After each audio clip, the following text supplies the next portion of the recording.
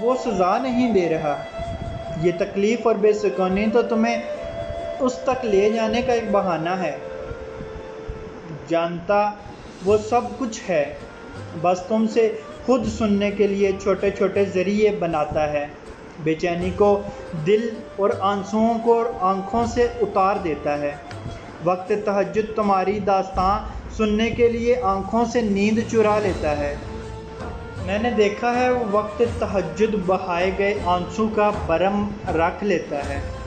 میں نے خود دیکھا ہے وہ وقت تہجد میں مانگی گئی دعاؤں کو قبول کر لیتا ہے۔ جو کہانی ایک بار بھی اس کو وقت تہجد سنا دی جاتی ہے، پھر اس کا حقیقت نہ بننا، یہ تو ناممکن سی بات ہے۔ کروڑوں میں سے تمہیں تہجد کے لیے چننا یہ محض اتفاق کی بات تو نہیں، تو پھر کیوں وسوسہ اب بھی تمہارے دل میں ہے؟